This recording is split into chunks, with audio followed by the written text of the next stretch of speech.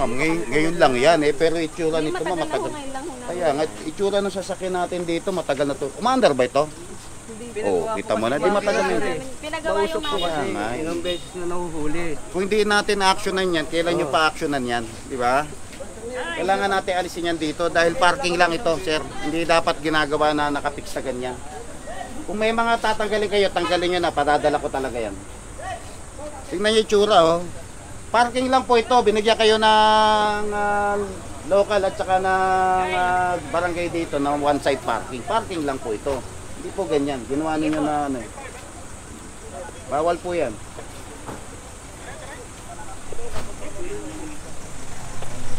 Ay, mga puro, kala ko kanina nakapark lang siya. So hindi daw po pala umaandar ito stop dun sa may-ari. Tapos parang kinonvert siya sa tindahan. Sasama natin yan.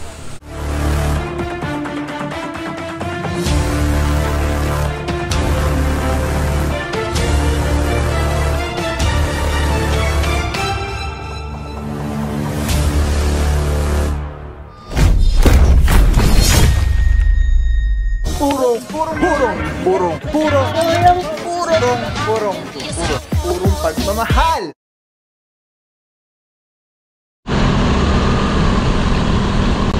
What is up guys? Pabawir purong pagmamahal mga puro. Lungsod Quezon, Puting Mayoran, Mayor Joy Belmonte, Vice Mayor Gian Soto, PTMD Tika Sipag Galing, Sir Dex Sagardenas. Araw natin mga puro, Wednesday, May 31, 2023. At clearing operation, OIC for today, Officer Francisco, together with Officer Caleba, again Officer Alvario, kasama rin natin Officer Valencia, Arugay, Teaño, De La Rama, Parama, Santa Cruz, at marami pang iba. Kompleto tayo ngayong araw ito mga puro. Together, kasama rin natin ang team ng MMDA Seated 1. Team leader naman natin dyan, Officer Martin, kasama sina Officer Herance at ang mga tropa. Ay mga puro, Carmen din tayo sa Nia Road. At hindi pa natin alam kung saan ang target location natin, pero meron tayong mga complaint area na pupuntahan.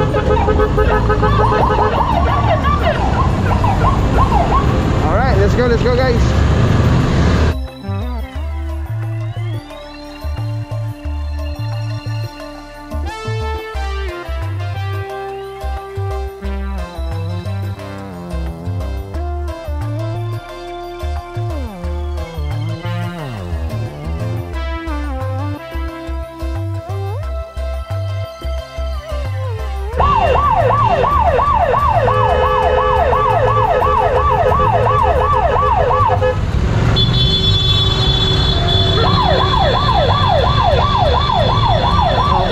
Abutan tayo dito ay nasa tapat sa mismo ng signage no parking, alam mabuhay lane.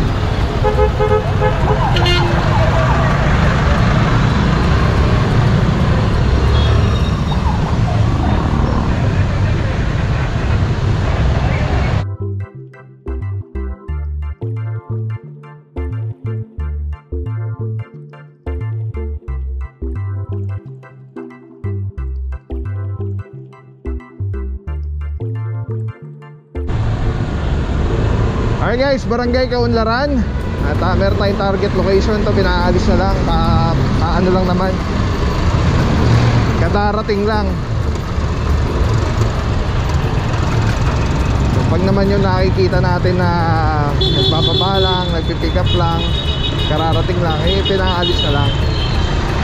Pero pagka yung mga lalo na unattended, walang driver yung sasakyan, yan, matitikitan po kayo.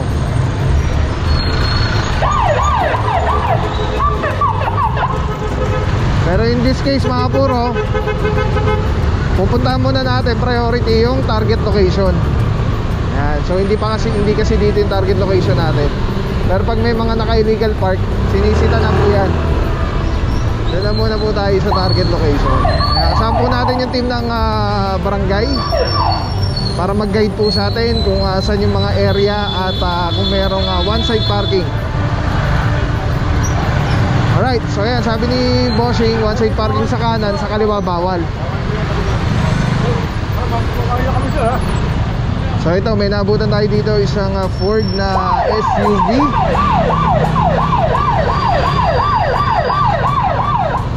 Suyurin muna natin mga puro para makita nyo po lahat. Yan, so pwede sila dito. Bawal sila dito. Ay, may mga nakaano pa. Hindi natin alam kung pang taboy parking or pang reserve. Ito SUV, walang driver. Isang pickup, walang driver. Tignan lang muna natin lahat ano. Nag-clearing na po tayo dati dito. Kasama natin ng depot. Nag-clearing tayo ng bangketa. So far okay na, yun lang. So far yun lang naman yung ano natin. Yung naabutan natin na mga naka-illegally park dito sa area. Ito po ay alamin natin kung anong street to.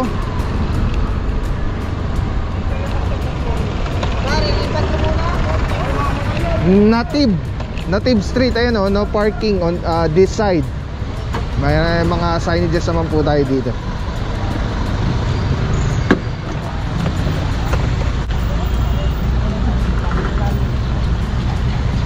Wala kang lisensya eh. Gilid mo muna. Huwag muna kayo magpapasok dito. Huwag muna kayo magpapasok. Valencia, kasi ongoing yung ating clearing. Alright guys, so ito nga yung mga naabutan natin no? Ito, meron isang F300 dito.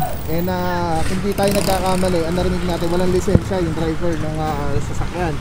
So ito naman, may driver na rin si ma'am. Andun daw yata sa loob yung driver. Wala pa naman 5 minutes. Kung may lalabas na magpapatikit, titikita na lang. Nakita natin, meron naman silang ano doon. May parking space naman sila. Kaya lang di nila pinat na maayos.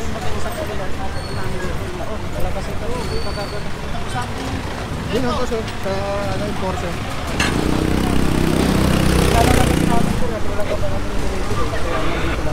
Ano po yun? Temporary lang namin nilagay dito sa kasi wala pa kami kinargang tubig. Sa tubig kasi yung ano rin namin sir, kakarating namin. Kasi meron naman tayo rito karatula eh. Bakit natin deliver sila? Una tayo lang sa tanong nga sir, deliver namin. Kaya tanong ko, may lisensya ba kayo? Wala. Meron sir. Para tikita na lang kayo. Dalawa kasi kami yung nagdadala talaga nito. Ako nagpapantay lang ako. Ulitin ko lang ha. May lisensya kayo, para tikita na lang. Wala. Wala. Wala na tayo magagawa kundi ito na lang ito ha. Kasi meron naman tayong signages dito. Wala pa kasi inantay lang kasi yung tubig sir eh.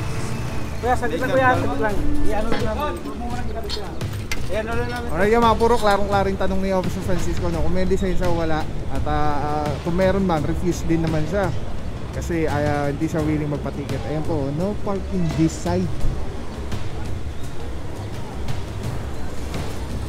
Pwede sila sa kabilang side. Meron siyang one side parking. Dito naman may driver na, ayun, nagbigay na yata ng lisensya, titikita na lang po. Tapos meron pa natikitan dun sa merong harapan. Again, kasama natin ang OIC for today. Officer Francisco, saludo bossing, good morning. Puro pagmamahal, Sir Pao. Purong pagmamahal bossing, saludo mga boss TTMD, mabuhay po kayo.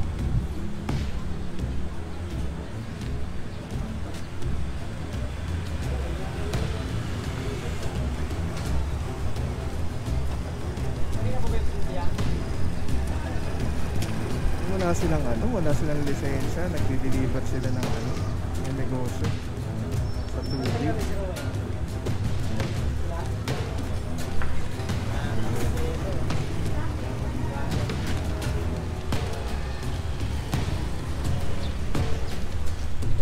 Wapa mo na, sir.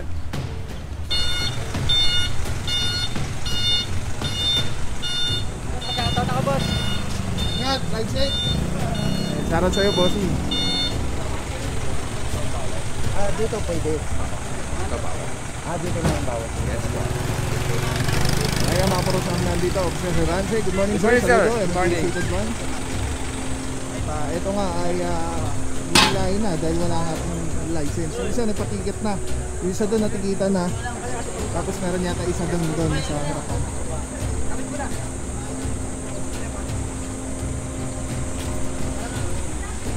Ito naman, pinaka-the best, sumama na lang, ayun, nag-cooperate na. At sasama na lang sila sa Tumana, Marikina. Isuan po sila ng pounding notice, andun na lahat ng detalye. Tapos yeah, doon na po tubos yan. Kailangan kung may susama sa kanila, dapat may lisensya. Kasi hindi rin po yung marirelease sa Tumana Marikina kung walang lisensya yung tutubos o yung magsisettle.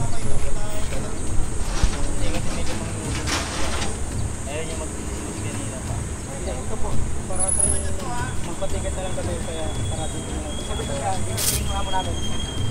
Nagkapagit lang kasi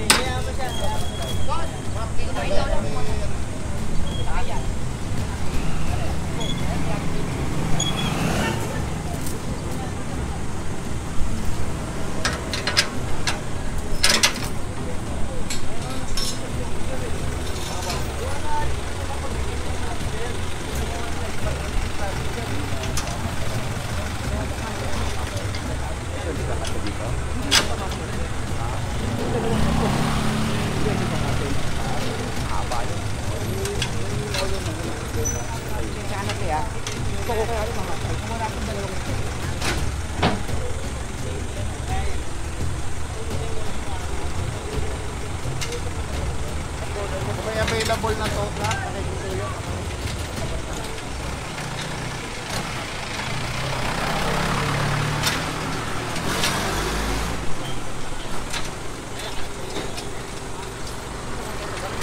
Alam mga puro, nakikita na po isa dito, alis na po siya. At ito po.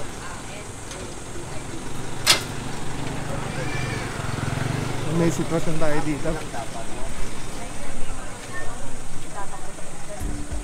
Ma'am, ngayon lang yan eh, pero itsura nito matagal. Kaya nga, itsura ng sasakyan natin dito, matagal na to. Umaandar ba ito? Oh, kita mo na, di matagal na yun. Pinagawa yung mga ilang beses na nahuhuli. Kung hindi natin actionan yan, kailan nyo pa actionan yan? Di ba? Kailangan natin alisin yan dito dahil parking lang ito, sir. Hindi dapat ginagawa na nakapix sa ganyan. Kung may mga tatanggalin kayo, tanggalin nyo na, padadala ko talaga yan. Tingnan nyo yung tsura, oh. Parking lang po ito, binigyan kayo ng local at saka ng barangay dito ng one side parking. Parking lang po ito. Hindi po ganyan, ginawa ninyo na ano eh. Bawal po yan.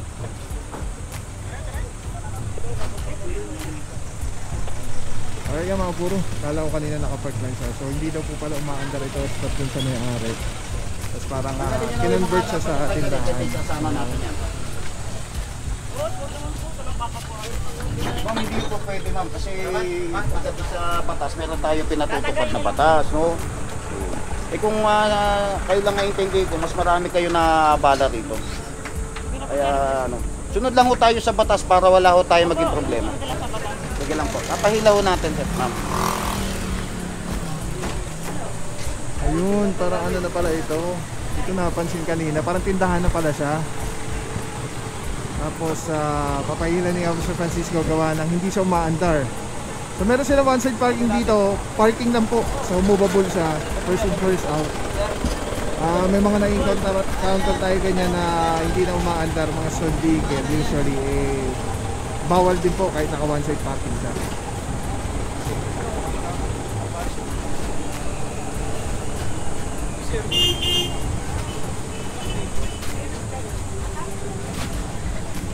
Kaya mga puro, tinatanggalan po yung mga laman para mahila po itong sasakyan. Tapos dito naman, ay ate,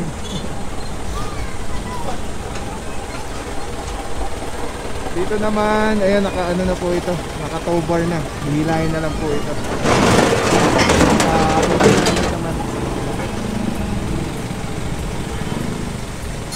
Ang galing, no? Kinonvert siya into tindahan. Kaya lang, yun lang, bawal po. Pasensya na.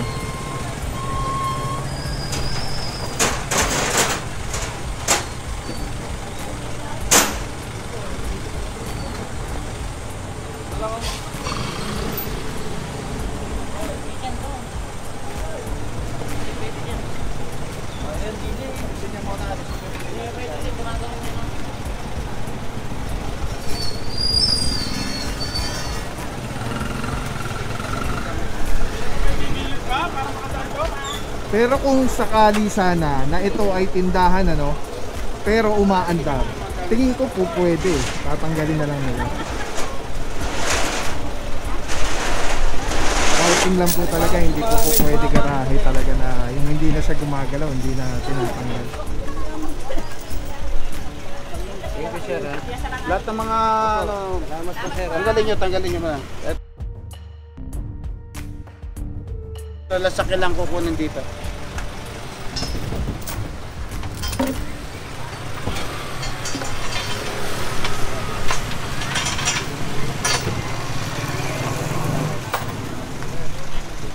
Okay, mga puro hilahin na po ito. Tapos ito rin sa kabila, ayan, cooperate na po si Bossing, diretso na po tumalo Marikina, hilahin na rin po.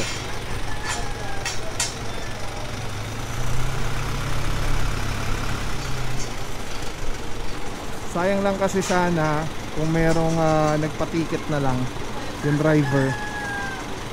Kaya lang ang problema, wala nga pong lisensya. Kaya wala, no choice.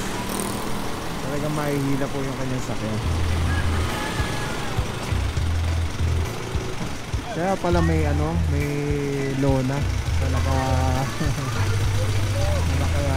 laylay. Kasi naging tindahan niya pala siya.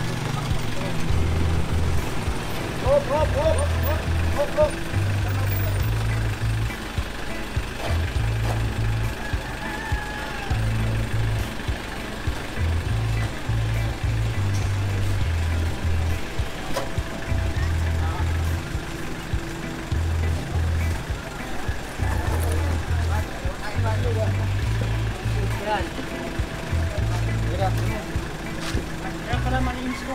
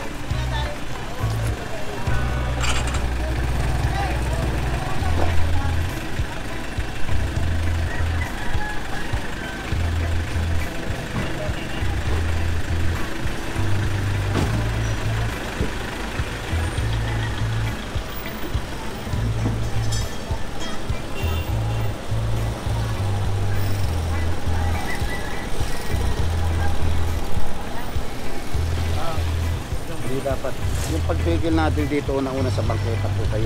Hindi lang motorista, kundi Alis ako sir pedestrian. kaya hindi ko na paano yung lalabas na Ito sasakyan. namang mga karatola na to ma'am, hindi lang po naman ngayon ito nilagay. Sa itiyak nito mukhang napakatagal. Oo naman sir. Sunod lang po tayo ma'am kung ano po yung pinatutupad na batas para wala tayong dito. Kung nahatak man kayo, natikitan, pasensya na po kayo ma'am.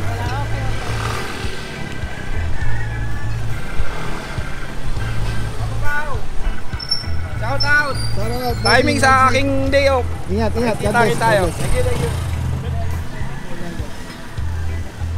Alright mga puro, so ito hilahin na po ito, tapos ito hilahin na rin po, diretso po tumalo. Yun na, let's go guys, punta pa tayo doon, tingnan natin kung anong nangyayari po doon sa may bandang dulo. Let's go guys.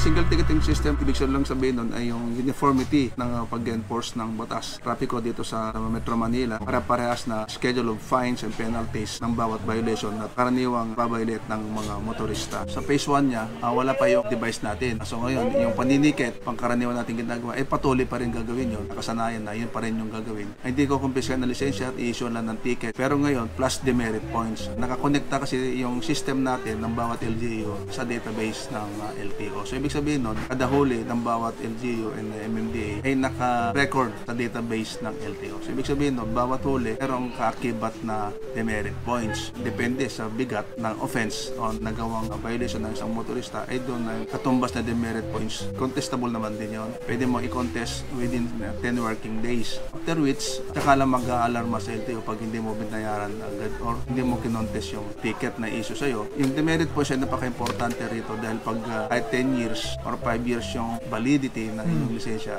ay pwedeng kumpiskahin ng sinamang enforcer ang inyong lisensya kapag may tala sa record na humigit ka na sa 10 demerit points or meron kang outstanding or hindi binabayarang multa. Pag hindi mo siya binayaran or hindi mo siya kinontes within the 10 working days, yung pangalawang offense mo palagi ay pwede na kumpiskahin din ang iyong lisensya. Kahit saan ka mahuli, pwede mo naman rin siyang bayaran anywhere. Nice. Pwede ka magbayad sa counter ng over the counter ng bawat LGU sa City Hall. Also, yung mga payment scheme, electronic payment scheme, katulad ng GCash, Paymaya, and other sa mga bangko na katuwang natin sa e-payment. May limitation siya ng tatandaan po natin ang pagkakaroon ng lisensya isang privilege siya. So, ang gobyerno, through LTO, pwedeng bawiin anytime yung lisensya once you committed the maximum number of demerit points. So, initially, pag more than 10, mga pwedeng confiscatein and review yung license mo, pwede kang masuspend. Depende kung anong kabigat ang inyong mga committed violations. Or pag umabot ka ng more than 40, that's the time na pwede na sigurong i-revoke ay yung lisensya dahil nga sa sobrang dami na ng iyong violations. So, nakagawa dati na bayad ka lang, multa lang, tapos wala na. Pwede ka nang takbo ng takbo, violation ka ulit. Bayad ka ng multa at walang kakibat na demerit. But this time, through RA 10930, kakibat po doon yung demerit points ng bawat violation. So, nabibilang na po ang number of violations committed ng isang motorista or driver. Sa ating mga kababayan, sana sumunod lang po tayo sa mga lituntunin ng batas trapiko. Ito ay para sa isang road safety measure. Ang intention po natin dito ay magkaroon ng disiplina sa ating lansangan sa pamamagitan natin mga enforcer, sa ating mga motorista. Sumunod lang po tayo, magkaroon ng kaayusan at disiplina para magkaroon tayo ng maayos ang daloy ng trapiko at mabawasan po yung insidente ng mga banggaan o road crashes. Kami po yung umaapila sa inyo, magkaisa po tayo, pagtulungan po tayo para sa kakaunlad ng ating lungsod, para kakaunlad ng ating bansa.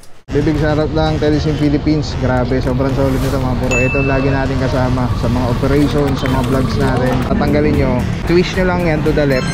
Tapos ayun na. Pwede mo ng handheld camera na siya. Tapos, ang ganda. Diba? Hindi ka mukhang parang may nakasabi sa'yo na weird. Ganda. Ganda ng kulay. Pogi-pogi pa rin. LSC number 1. Let's go. Purong pagmamahal. Maraming salamat sa'yo. Walang papapaw. So, thank you so much sa wala sa akong support. Tiwala. Wala akong masabi kundi thank you so much. Thank you sa Panginoon. At ingat kayo palagi. Again, kung wala akong papapaw. So, thank you so much. God bless you. Purong pagmamahal. Thank you so much. God bless.